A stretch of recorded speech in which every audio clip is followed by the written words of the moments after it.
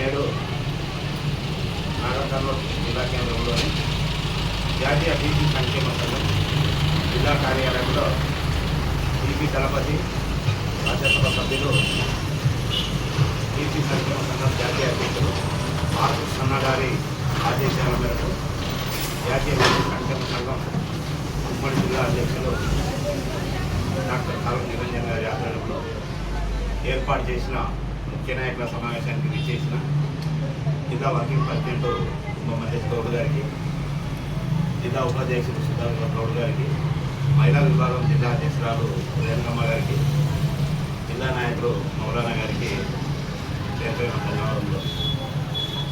Are Krishna గారు 2008 జనవరి నెలలో 5 రోజులు ఆమర నిరాహార దీక్ష చేపడితే అప్పటి ఉమ్మడి ఆంధ్రప్రదేశ్ రాష్ట్ర ముఖ్యమంత్రి వైఎస్ రాజశేఖర రెడ్డి గారు ఫీజు రీయింబర్స్మెంట్ పథకాన్ని అమలు చేయడం జరిగింది. ఆ ఫీజు రీయింబర్స్మెంట్ పథకం అమలు చేయకముందు ఈ ఉమ్మడి ఆంధ్రప్రదేశ్లో ఉమ్మడి పాలమూరు జిల్లా నుంచి, శ్రీకాకుళం నుంచి, ప్రకాశం జిల్లా నుంచి, రాయలసీమ నుంచి కూడా ఇతర రాష్ట్రాల నుంచి బొంబాయికి, సోలాపూర్కు, తదితర ప్రాంతాలకు జీవనోపాధి కోసం వలస వెళ్ళేవారు తల్లిదండ్రులు. పిల్లలు బీసీలు కానీ, ఎస్సీలు కానీ, ఎస్టీ మైనార్టీ పిల్లలు ఎవరైనా కూడా లారీ క్లీనర్లుగా, ఫంక్షన్ దుకాణాలలో, జేగిరావులలో, హోటళ్లలో, భవన నిర్మాణ రంగంలో బాల కార్మికులుగా పనిచేసేవారు. ఆర్ కృష్ణ గారి పోరాటం వల్ల దాదాపు ఉమ్మడి ఆంధ్రప్రదేశ్లో 1500 గురుకుల పాఠశాలలు ఏర్పడ్డాయి. గురుకుల పాఠశాలలు ఏర్పాటైన తర్వాత ఆర్ కృష్ణ గారి పోరాటం వల్ల గురుకుల పాఠశాలలతో పాటు సాంఘిక సంక్షేమ హాస్టల్లో కూడా మౌలిక వసతులు పెరిగి నాణ్యమైన భోజనం, సన్నబియ్య భోజనం అందిస్తూ ఉన్నారు. వాళ్ళకు కాస్మెటిక్స్ బిల్లు కూడా పెరిగినాయి. ఆ పెరగడం ద్వారా ఉచిత విద్యకు ఆకర్షితులైన బీసీ, ఎస్సీ, ఎస్టీ, మైనార్టీ విద్యార్థులందరూ గురుకుల పాఠశాలల వైపు, హాస్టళ్ళ వైపు అడుగులు వేయడం ద్వారా ఈరోజు ఈ ఉమ్మడి ఆంధ్రప్రదేశ్ రాష్ట్రంలో బేకరీలు చూసినా, ఇక్కడ లారీల మీద చూసినా, ఇతర భవన నిర్మాణ రంగంలో చూసినా, హోటల్లో చూసినా ఎక్కడ కూడా ఈ స్థానిక బాలబాలికలు ఎవరు లేబర్గా పనిచేయడం. వాళ్ళందరూ బడికెళ్తున్నారు, చదువుకుంటున్నారు. ఈరోజు ఏ జిల్లాలో తీసుకున్నా కూడా ఒరిస్సా నుంచి, మరి ఉత్తరప్రదేశ్ నుంచి, బీహార్ నుంచి ఈ ఉమ్మడి ఆంధ్రప్రదేశ్, ముఖ్యంగా తెలంగాణ రాష్ట్రానికి వలస వచ్చి ఇక్కడ ఉపాధి పొందుతూ ఉన్నారు. అంటే ఇక్కడ నుంచి వలస వెళ్ళే పరిస్థితులు మారడానికి ముఖ్య కారణం విద్య పెరగడమే. ఆ విద్య పెరగడానికి మరి బీజం వేసిన వ్యక్తి బీసీ దళపతి ఆర్ కృష్ణ గారు. ఆర్ కృష్ణ గారి పోరాటం వల్లనే భారతదేశంలో ఏ రాష్ట్రంలో అంటే బీసీలు ముఖ్యమంత్రి ఉన్న రాష్ట్రాల్లో కూడా ఫీజు రీయింబర్స్మెంట్ పథకం అమలు లేదు. మరి వైఎస్ రాజశేఖర రెడ్డి గారు అమలు చేసినప్పటి నుంచి తెలంగాణ రాష్ట్రం ఏర్పడే వరకు ఫీజు రీయింబర్స్మెంట్ బకాయిలు ఎక్కడ లేకుండా నిధులు సకాలంలో విడుదలయ్యాయి. తెలంగాణ రాష్ట్ర ప్రభుత్వం ఏర్పడిన తర్వాత కేసీఆర్ గారి హయాంలో దాదాపు 3-4 వేల కోట్లు బకాయి పడ్డది. మరి ముఖ్యమంత్రి రేవంత్ రెడ్డి ముఖ్యమంత్రిగా బాధ్యతలు స్వీకరించిన తర్వాత కేవలం 600 కోట్లు దాటి ఫీజు రీయింబర్స్మెంట్ బకాయిలు చెల్లించలేదు. 2-3 దఫాలుగా ప్రైవేట్ కళాశాలల యాజమాన్యంతోన చర్చలు చేసి మరి గడువు పెట్టడం వల్ల ఆ కళాశాలలు నడిచినాయి.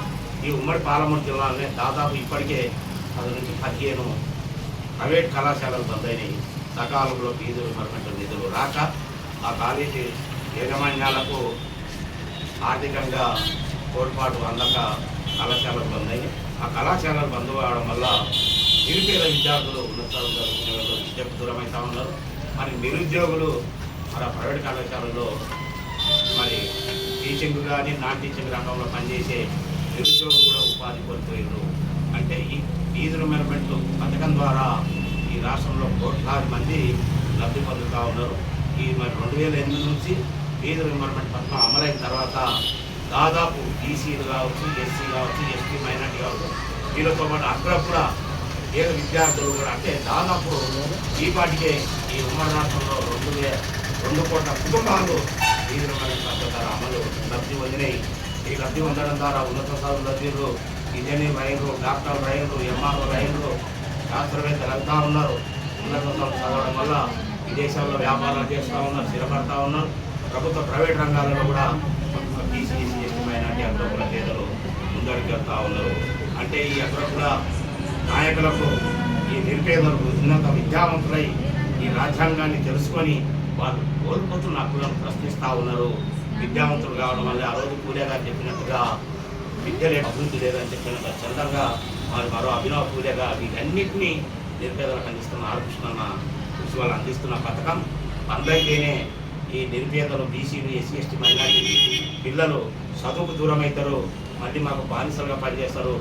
మా గడిలలో మరి బానిసలుగా పనిచేయాలంటే మాకు పేదలు కావాలి, చదువుకున్న వాళ్ళు రారు, ప్రశ్నించే తత్వం ఉన్నోడు బాధ్యతగా పనిచేయడమే ఉద్దేశంతో ఒక కుట్రపూరితంగానే రాష్ట్ర ప్రభుత్వం ఫీజు రియంబర్స్మెంట్ బకాయి నిధులకు నిర్లక్ష్యం వహిస్తుంది. దీనికి చిన్న ఉదాహరణ చెప్తా. ఎందుకంటే ఈ వార్షిక బడ్జెట్ 3,24,324 కోట్ల బడ్జెట్లో కేవలం ఒక 10,000 కోట్లు మరి ఫీజు రియంబర్స్మెంట్ బకాయి నిధులకు విడుదల చేయడానికి ప్రభుత్వం దగ్గర సొమ్ము లేదా అని మేము రాష్ట్ర ప్రభుత్వాన్ని బీసీ సంఘం తరఫున ప్రశ్నిస్తా ఉన్నాం. నిజంగా రాష్ట్ర ప్రభుత్వం విద్యుత్ స్థితి ఉంటే ఈ వారం రోజుల్లోనే ఫీజు రియంబర్స్మెంట్ బకాయి నిధులను విడుదల చేయాలని మేము రాష్ట్ర ప్రభుత్వాన్ని డిమాండ్ చేస్తూ ఉన్నాం. లేని ఎడల రాష్ట్ర వ్యాప్తంగా అన్ని ఎమ్మెల్యే క్యాంప్ కార్యాలయాలను వారం తర్వాత ముట్టడిస్తామని హెచ్చరిస్తూ ఉన్నాం. జై బీసీ, ఆర్కృష్ణ గారి నాయకత్వం, ఆర్కృష్ణ గారి నాయకత్వం. జై బీసీ, జై జై.